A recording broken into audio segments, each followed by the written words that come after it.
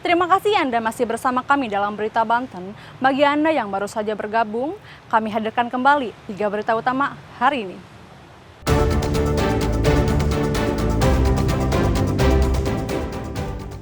Tertimpa dinding bangunan, 2 pekerja di kota Cilegon tewas.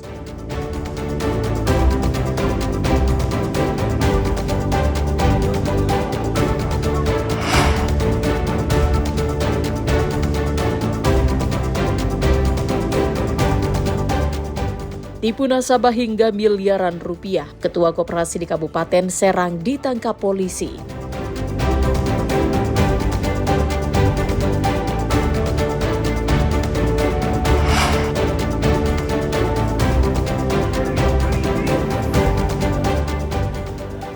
Edarkan obat keras, Rano Karno ditangkap anggota Polsek Ciputat Timur.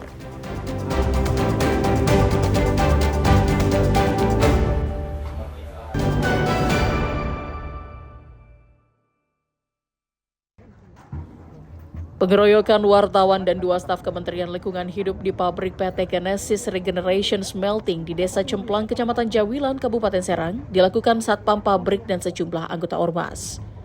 Kejadian tersebut terjadi usai Deputi Kementerian Lingkungan Hidup menyegel pabrik pengolahan limbah B3 Kamis siang 21 Agustus 2025 lalu.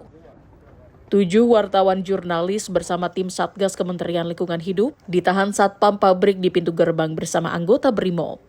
Pasca kejadian tersebut, Menteri Lingkungan Hidup Hanif Faisal Nurofik mendatangi pabrik tersebut. Ia menyebutkan pabrik PT Genesis 3 kali terkena sanksi teguran. Tadi kami memerintahkan Pak Deputi Gakum dan Deputi PPKL untuk menindaklanjuti laporan wartawan kepada saya. Kemarin wartawan memberikan beberapa ulasan ke saya dan saya menugaskan Pak Deputi untuk coba dicek ini laporan wartawan katanya masih operasional dan ternyata memang iya. Kemudian Bapak Deputi dan Bapak Deputi PPKL melakukan langkah-langkah penegakan hukum lingkungan. Nah, ini salah satunya seperti ini. Tentu ini sudah memasuki tahap pemberatan sanksi ya. Jadi kami tentu merekomendasikan untuk menutup total ini industri ini sampai selesainya proses hukum. Pabrik yang mencemari lingkungan ini rencananya akan ditutup dan dilarang beroperasi. Ariel Baranus dan Ahmad Sayuti melaporkan dari Kabupaten Serang.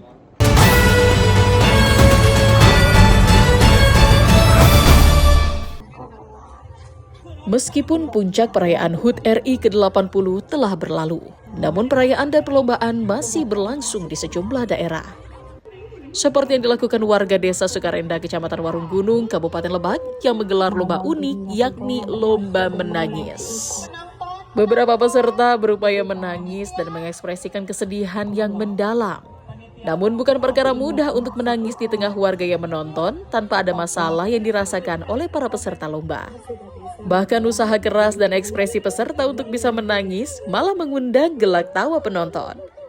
Namun ada juga penonton yang ikut berkaca-kaca setelah tangisan peserta yang biasanya menjadi simbol kesedihan justru berubah menjadi sumber tawa dan kebersamaan warga.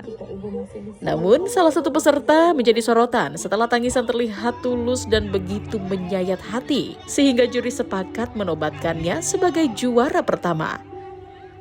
Mumun mengaku emosinya datang begitu saja mengingat anaknya sementara suaminya tidak pulang-pulang. Tadi dapat juara berapa, Bu? Dapat juara pertama ya? Bu, kenapa sih ikut lomba menangis itu? Kenapa bisa menangis itu, Bu?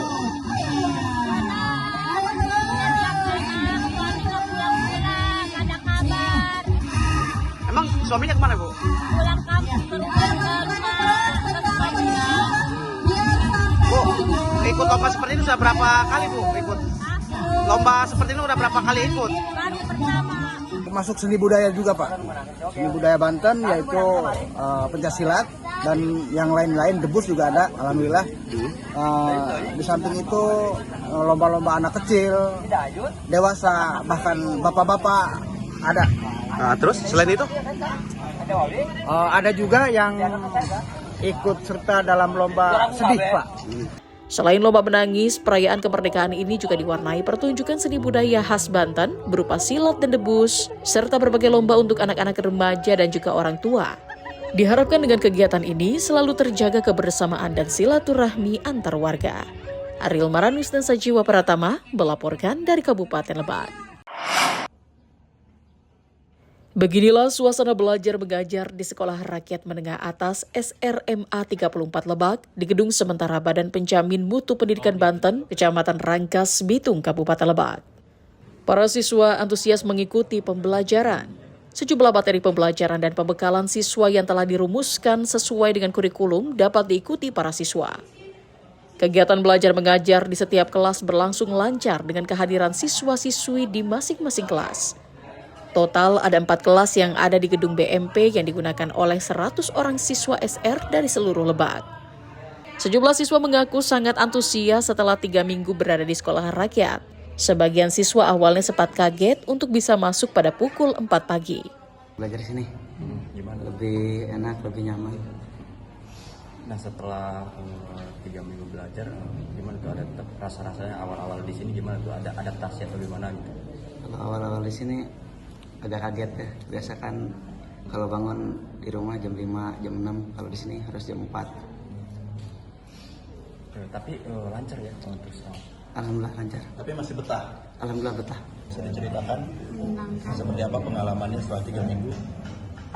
Senang, bahagia, bisa bertemu sama teman-teman, ngobrol, bisa makan bareng, ngobrol bareng. Terus ada kendala nggak selama belajar di sini? Nggak ada sih. Dari mana? Dari Cileres. Oh, Cileres. Hingga saat ini pelaksanaan KBM berjalan dengan lancar. Tidak ada kendala berarti karena dukungan yang luar biasa dari sejumlah pihak. Oke, pembelajaran kondusif ya, guru-guru sudah mulai masuk. Sekarang sedang ada kegiatan persiapan oleh wali kelas untuk matrikulasi, persiapan pembelajaran di tingkat SMA. Pak, belajarnya apa aja sih Pak yang mereka lakukan di SR ini? Nah, yang pertama masa persiapan. Jadi untuk mengetahui literasi anak, misalkan mendeteksi dini, anak sudah lancar perkalian belum, lancar membaca belum. Jangan sampai terjadi seperti yang kita dengar gitu ya, anak lulus SD, lulus SMP nggak bisa baca karena belum ada matrikulasi, tahu-tahu langsung materi SMA gitu. Makanya kita deteksi dini dengan yang namanya masa persiapan ini, termasuk literasi dini. Selama tinggal di asrama, para siswa ini mendapatkan bimbingan dan arahan dari pendamping atau orang tua asuh, di mana setiap satu orang tua asuh akan mendampingi 10 orang siswa. Ariel Maranus dan Sajiwa Pratama melaporkan dari Kabupaten Lebak.